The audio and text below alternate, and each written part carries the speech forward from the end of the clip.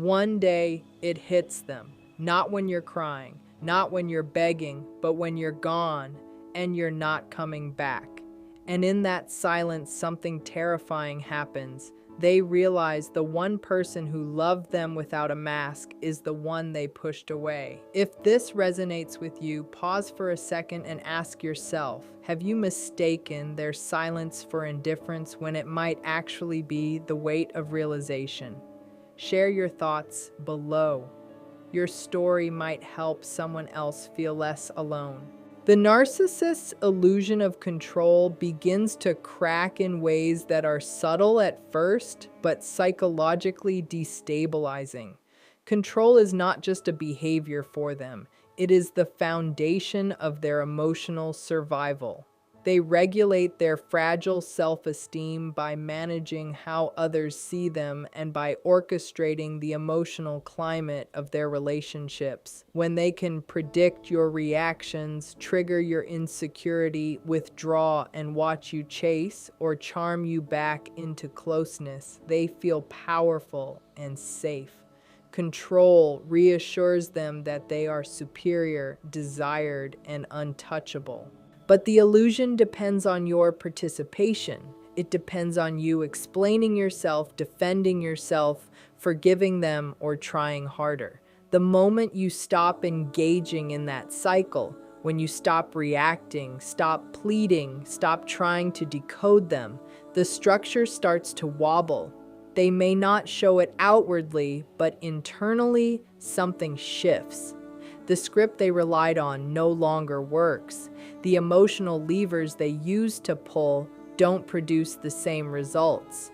At first, they interpret this as temporary resistance. They escalate tactics, more charm, sharper criticism, calculated silence, even provocation. When those strategies fail to restore the old dynamic, anxiety surfaces. For someone who equates control with worth, losing influence feels like losing identity. It exposes a terrifying possibility that their power was never inherent but conditional. This is where the crack widens. Without your predictable reactions, they are left alone with uncertainty. They cannot easily regulate their self-image because there is no immediate feedback loop. They may seek new validation elsewhere, but the absence of control over you lingers as a psychological irritation. You have stepped outside their orbit. The illusion fractures further when they realize they cannot force genuine connection. They can demand attention, provoke emotion, or simulate intimacy, but they cannot manufacture real love through dominance. And when you remain steady, detached, or gone, it confronts them with the uncomfortable truth that control was never the same as closeness. That recognition is destabilizing because it reveals how much of the relationship was built on management rather than mutuality, and how fragile their sense of power actually is.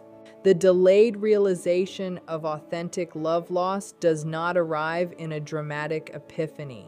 It creeps in slowly, often long after the relationship has ended and the narcissist has convinced themselves they were better off without you.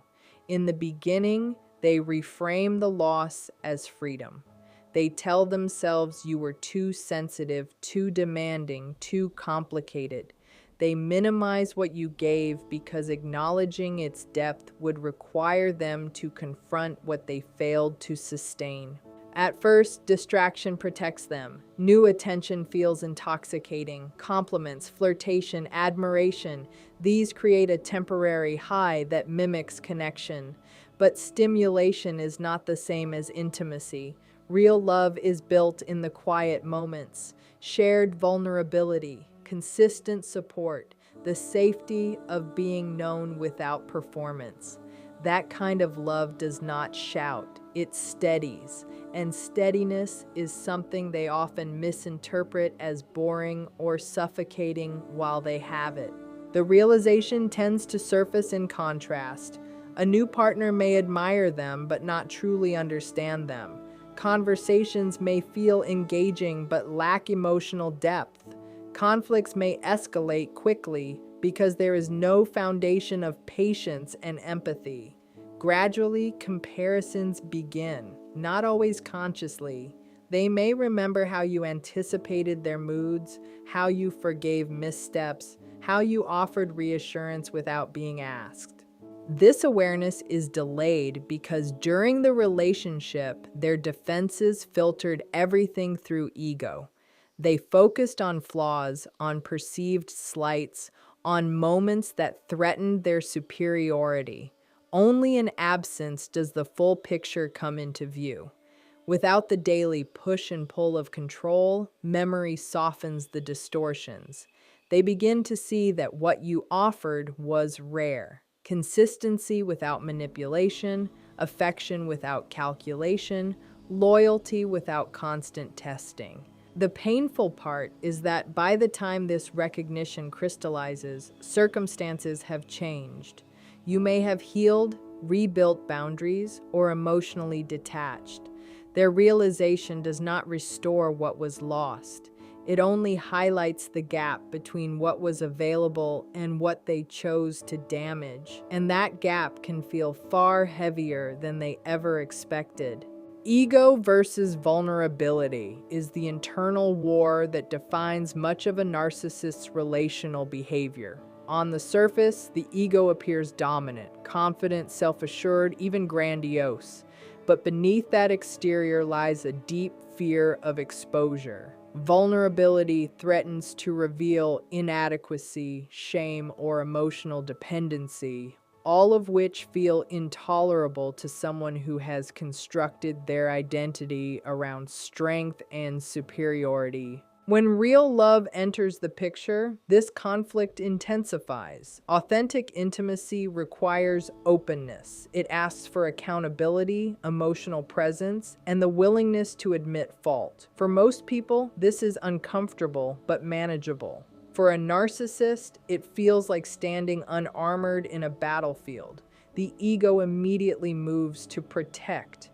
It reframes closeness as weakness. It interprets feedback as criticism. It translates emotional needs into personal attacks. This creates a push-pull dynamic. Part of them may crave the safety and devotion you offer.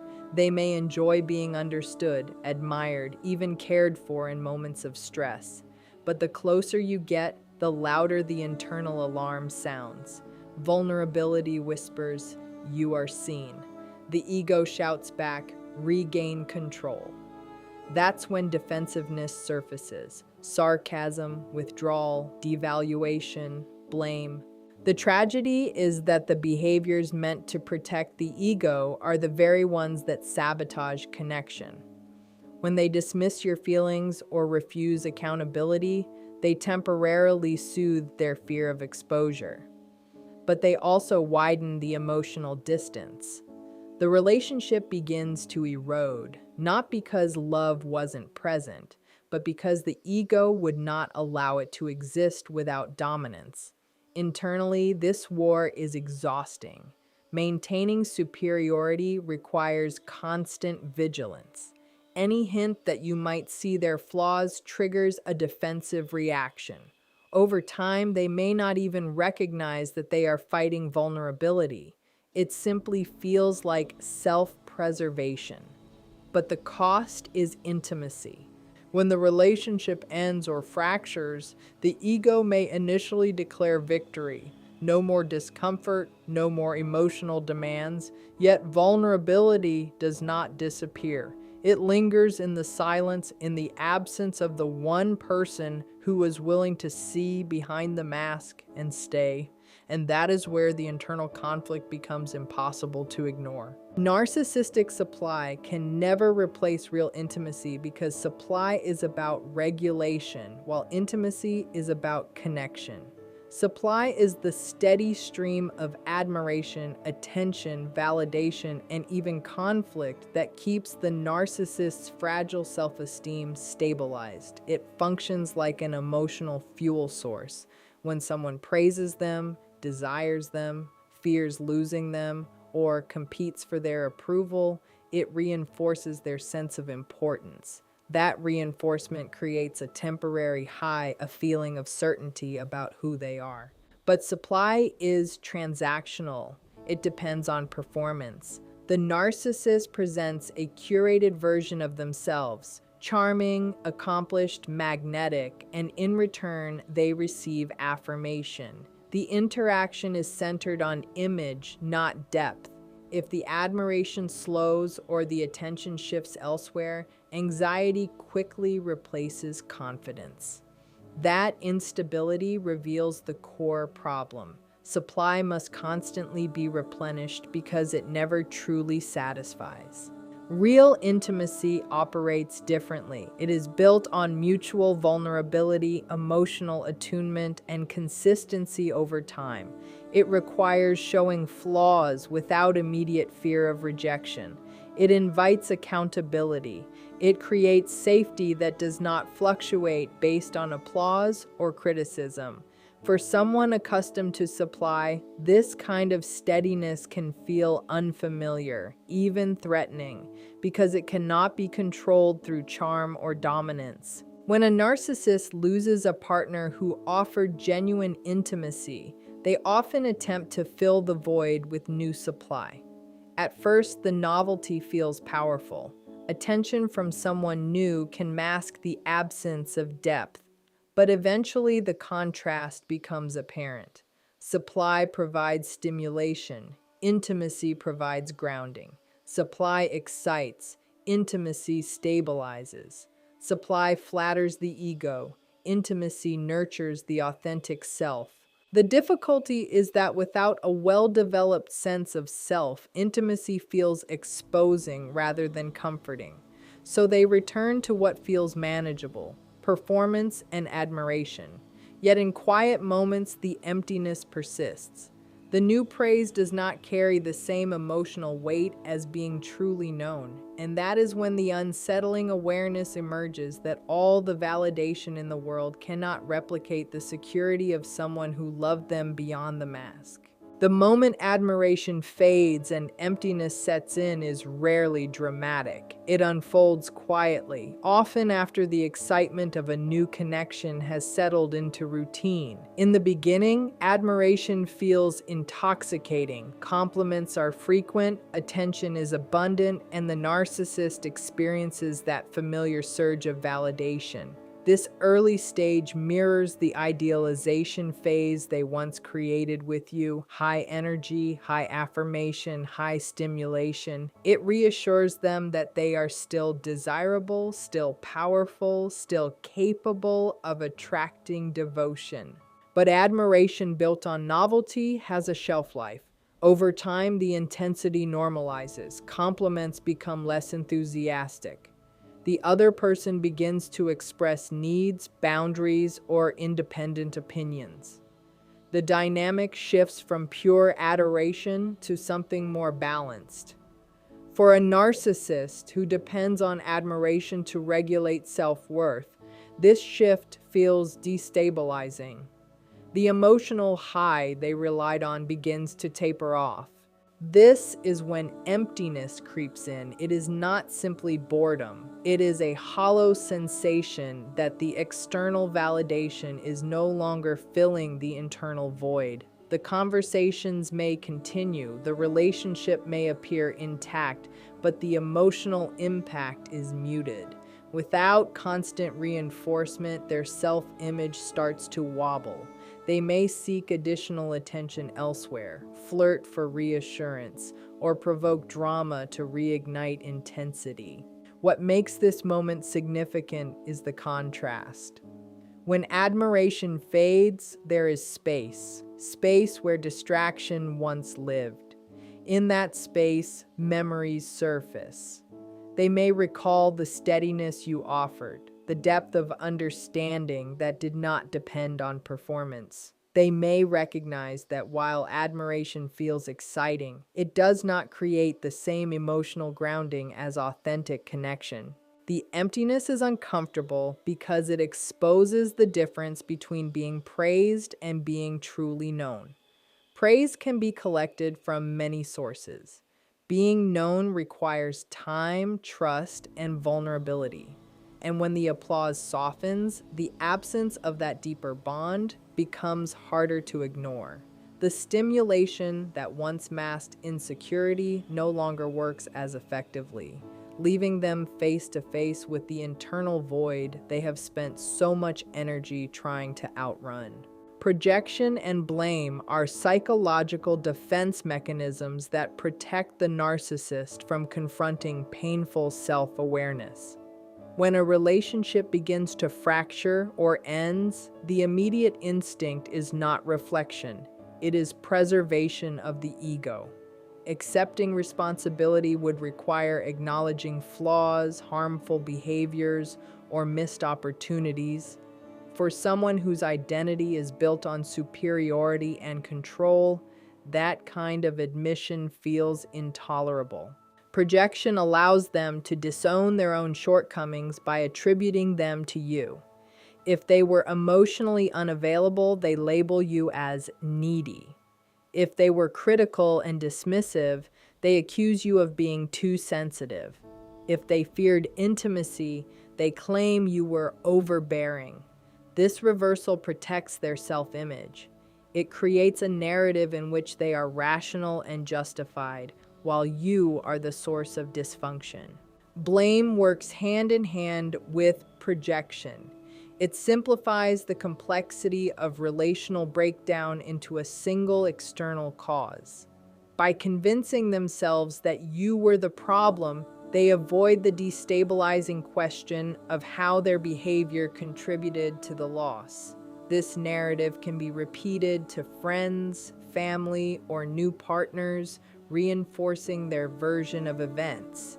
Each retelling strengthens the illusion that they were wronged rather than responsible. However, projection and blame require constant maintenance. Doubt can seep in during quiet moments, especially if the same relational patterns repeat with others. When similar conflicts arise in new relationships, it becomes harder to attribute every breakdown to someone else's flaws. The repetition creates cognitive dissonance. At this stage, self-awareness may flicker. It is not yet full accountability, but it is a crack in the defensive wall. They may briefly wonder whether their reactions were excessive, whether their need for control pushed you away, whether their inability to tolerate vulnerability sabotaged something meaningful. These thoughts are uncomfortable and often quickly suppressed. Still, their existence signals that projection is losing its effectiveness. The ego resists, but the evidence of repeated loss makes it increasingly difficult to sustain the belief that everyone else is always at fault. The rare but painful glimpse of accountability does not arrive as a grand confession or dramatic apology.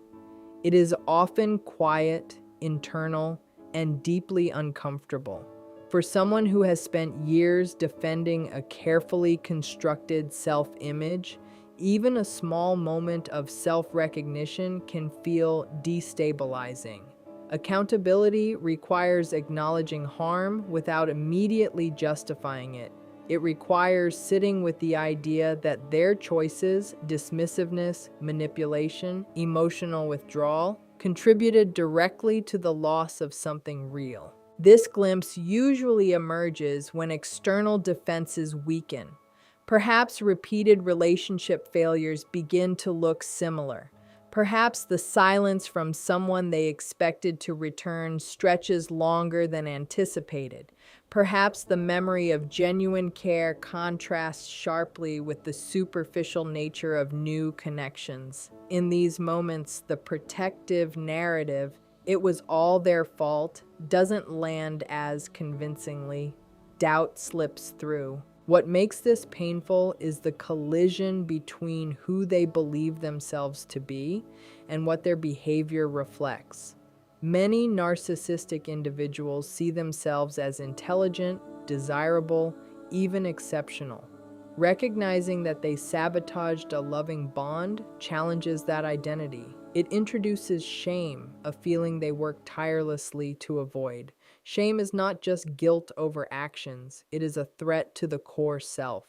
During this brief window, they may replay moments they dismissed at the time. Your attempts to communicate, your expressions of hurt, your patience. They may see, perhaps for the first time, that your reactions were responses to their behavior rather than attacks on their character. That realization stings because it removes the protective layer of blame. However, this glimpse is fragile. Accountability requires sustained reflection, and sustained reflection requires tolerating vulnerability. Some will retreat quickly back into defensiveness, rationalizing their actions to restore emotional equilibrium.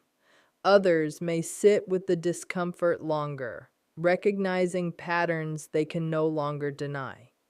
Regardless of how long it lasts, even a fleeting moment of accountability disrupts the illusion of innocence and forces them to confront the possibility that they played a significant role in destroying something that did not need to end.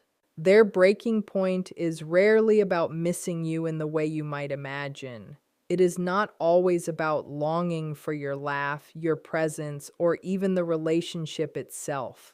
More often, it is about the sudden and destabilizing realization that they no longer have control over the narrative, the access, or the emotional leverage they once held.